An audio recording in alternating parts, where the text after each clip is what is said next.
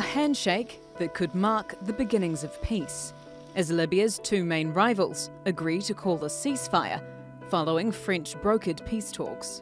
Et je veux vous le dire avec beaucoup de solennité, le courage qui est le vôtre aujourd'hui, en étant présent ici et en agréant cette déclaration conjointe, est historique.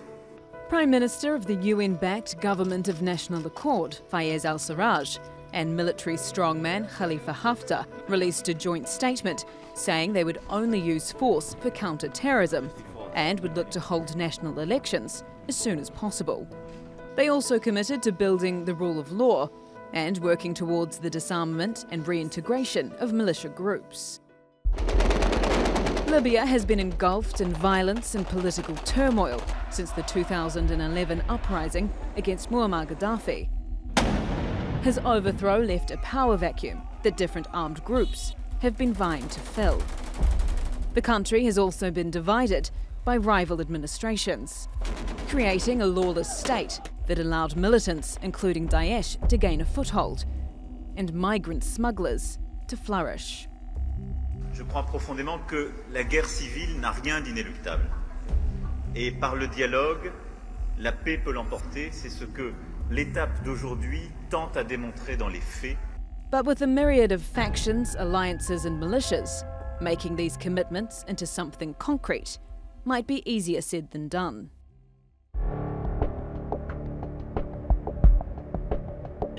Libya has been down this promising road before, but internal divisions and competing groups have destroyed other attempts at peace. This time there's concern that a date for elections wasn't set as part of the agreement, and that there could be a wide interpretation of what constitutes counter-terrorism. One of the sticking points to peace has been the weakness of the Government of National Accord, or GNA. While it has widespread international backing, Sarraj has failed to spread his government's influence and seems to have limited control over the militias loyal to the GNA, raising questions over whether he could instruct them to honour any ceasefire. Another sticking point has been the role Haftar could play and who would control Libya's army. Haftar has refused to accept the GNA and supports Libya's elected parliament in Tobruk, and he has the backing of Egypt and the United Arab Emirates. His self-styled Libyan National Army dominates the east of the country, taking control of Benghazi earlier this month, seemingly putting Haftar in the position of having more to gain. Now, after failing to bring unity, Sarraj will have to convince his supporters that the controversial strongman Haftar is now part of the solution. Will the ceasefire hold and help to bring Libya together? And are these the two players to be pinning Libya's hopes of peace on? Yvette McCullough, The Newsmakers. Well, joining me now from Oxford is Oliver Miles. He's a retired diplomat and former British ambassador to Libya. From Benghazi, Libyan historian Faraj Najm. And from London, Gumal Gamati. He's a Libyan academic and politician who heads the Tahrir party in Libya and a member of the UN-backed Libyan political dialogue process. Gentlemen, thank you very much for joining us. Great to have you on the program. Gumal Gamati, let me begin with you. This is great news, right? There's a ceasefire. Well, I wish it was. I think we will all welcome any breakthrough in the current political impasse in Libya. We all want to see the end of this bloody conflict. We want to see Libya united and Libya ending this turbulent transition period and start the proper job of state building, institution building, and a new Libya that everybody wished for when they actually took part in the revolution in 2011. However, what happened yesterday in Paris is really much more political hype than real substance for a few reasons. I mean, what happened yesterday, okay, give me the biggest reason.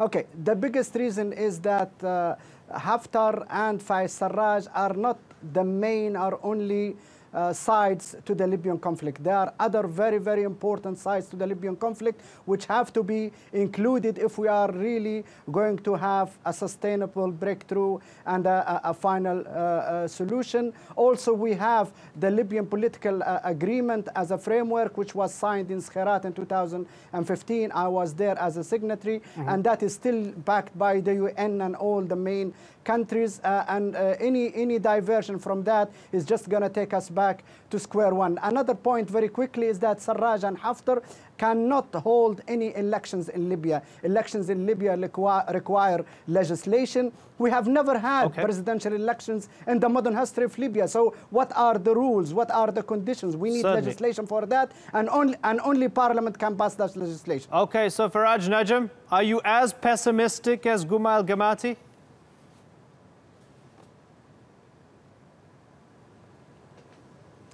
No, not much, but I must say I am not very much intrigued by what happened in Paris. I think it's more of a political photo opportunity rather than substance. But anyway, any meeting between Libyans, one must has to welcome it. I think Haftar certainly is a very sort of like an important factor in the political but also the military landscape in Libya. Sarraj, yes, one has to agree that he is not the only player, especially in the west of the country, but however, he is backed by the international community. I don't think you can have a better or high profiled leaders than those two leaders. Right. So they are the two biggest ones. Yes. I think it's a beginning, and maybe we can build on it. Okay. So it's a beginning, according to Faraj Najm. Guma Al-Gamati is not so keen. Ambassador Miles, what is it? Is this a beginning? Is it a breakthrough, or is it just? Was it a photo op to pad everyone's egos, including Emmanuel Macron's? Well, it's a bit of all those things, but I agree with the rather pessimistic comments from the other speakers. The fundamental point which they made, and which one has to realize, is that Libya is not just a dispute between two parties or two people, two leaders. It's much more complicated than that, in the sense that there are many independent forces in Libya, so-called militias, some of them more or less respectable, some of them virtually organized crime. And they have got to be persuaded somehow to lay down their arms and to resume life in a more normal state. And if this is the beginning of that process, well, it's very, very welcome. I would only add to what they said that it's more likely to succeed if it has international support, and so far that hasn't been forthcoming.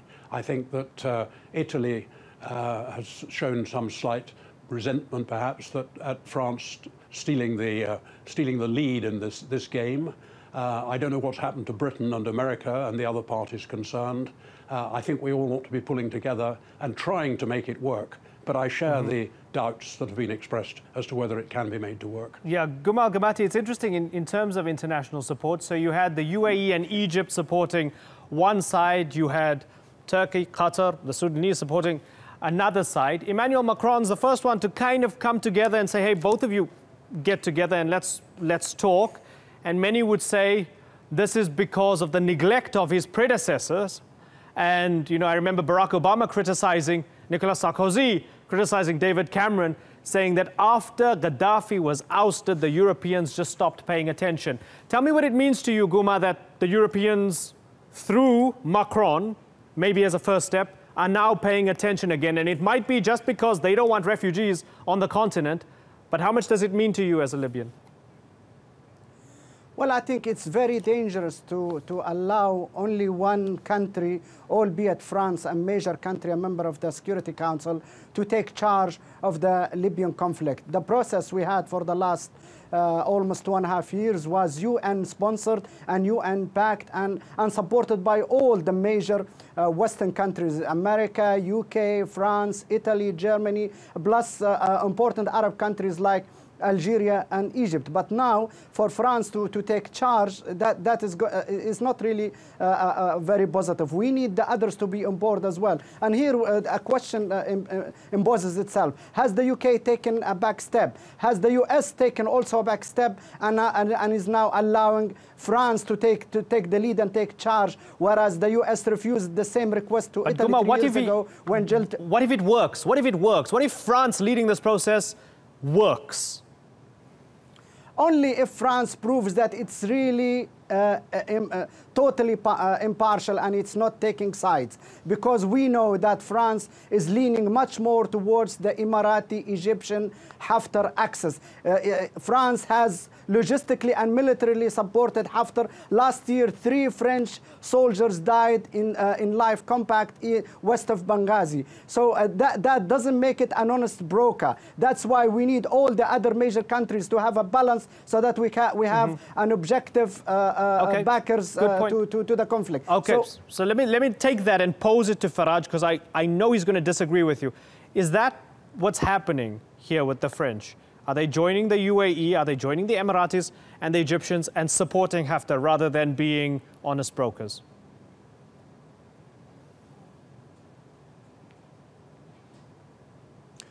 No, it's. I mean, the other side's camp sees this as a collective international effort leaning towards Sarraj more than the other side. I think lots of people here, they doubt that why these countries are supporting Sarraj so much, while the man, he does not enjoy the popularity and the political geography that Haftar is in and enjoying. So it's, I think France has shown till now an even-handedness in dealing with the Libyan case. As far as Italy, for example, or Britain, concerned in terms of their involvement in Libya.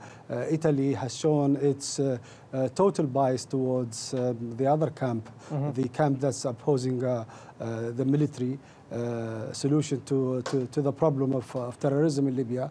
The UK, we know that it's not really helping in either the legitimacy represented by the House of Representation in Tobruk, neither the military campaign against terror. So, but again, the British, the Italians have left a vacuum in the east, and therefore this vacuum is being filled by the Russians, the French, the Americans are coming on board now, and the Egyptians and the Emirates are well placed in it. Okay, so Guma, would you accept that there was a vacuum and that as Haftar has gained more ground, he's gained more support, and one of the reasons he's gained a lot of support from people and tribes is because he's smashing a lot of the Takfiri groups, a lot of the extremist groups. Would you concede that?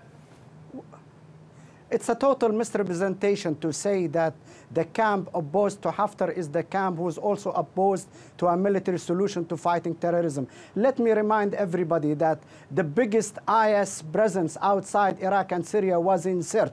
And it was the GNA and the camp opposing to Haftar who fought IS in Sirte and eradicated them and liberated the city totally and took it back from them and probably reduced the presence of IS and their danger in Libya by almost 90%.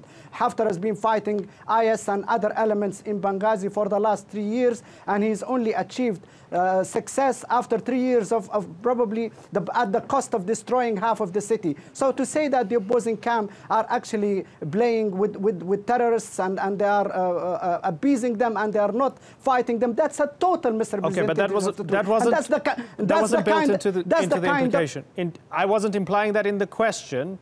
I think you read too much into the question. I was merely asking your opinion on Haftar and his success and to what you attributed that, but I can understand where you're coming from. Let me ask Ambassador Oliver Miles. We're seeing this guy, I mean, clearly Guma's not a fan of Haftar, right? Ambassador Oliver Miles, we see this kind of secular strongman who's... I'm not a fan of dictators, period. Okay, fair enough, fair enough. I'm not Oliver Miles, certainly. And okay, let me ask Oliver Miles. So we see the secular strongman who's fighting the Islamists, the radical Islamists, right? And that's why international backers are putting their money on him, because he's our strong man, and even if he might be brutal, there's accusations that his forces have committed atrocities and so on. We've seen this movie before, haven't we, Ambassador? It never ends well. I'm afraid I agree with Guma on this point. I think that that's a misrepresentation. The idea that Libya is divided into secularists and Islamists, with the secularists led by Haftar and the Islamists led by Sarraj, is a myth. It's not like that at all. Libya is not deeply divided, as a matter of fact, between secularists and Islamists, but to the extent that it is, there are representatives of both in both parties. And Guma is quite right that the decisive military action against the Daesh presence in Libya was taken not by Haftar, but by the Misrata forces, who were operating under the aegis of the Government of National Accord. Okay, so Faraj Najm, can you understand the skepticism over Haftar from the other two gentlemen?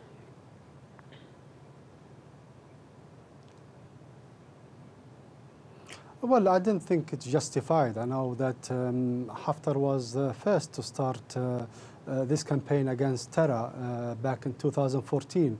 The rest, they followed. We must remember that those terrorists that we were fighting in Benghazi, they were described as revolutionaries, and they were supported by some elements in the West. They did not believe that they were terrorists and they were ISIS affiliates until they confronted them in the West. Yes, we totally agree that there was a major contribution to the war against terror in Sirte. No one can deny this. But there are elements that who supported those, and they have to atone. They have to admit that they were wrong. And Marshal Haftar, he's the one who stood up with the people of Benghazi and the East, and supported by most Libyans against those radical elements. There's still remnants amongst embedded amongst militias in the West. We need to do something about it.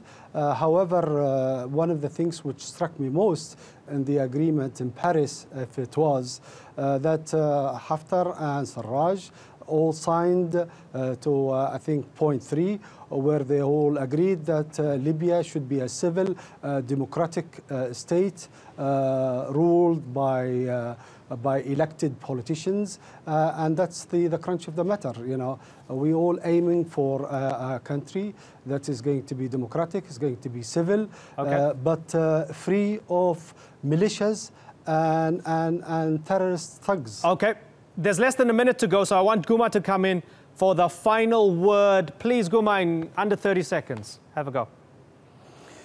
The biggest worry in Libya is the Emirati, Egyptian-sponsored project to actually get Haftar to take total control of Libya and establish a military dictatorship which will serve the agendas and interests of Egypt and Emiratis. If we can prevent that, then Libyans can come together and can agree and can compromise and have a totally indigenous Libyan solution to their problem, and that way Libya stands a good chance to succeed in the future. Yeah, for what it's worth, we all hope the ceasefire holds. It means less war, destruction, death, and hopefully it leads to a lasting peace. Ambassador Oliver Miles, Faraj Najm, and Guma Al Gamati, it's been a pleasure talking to all of you. Thank you very much.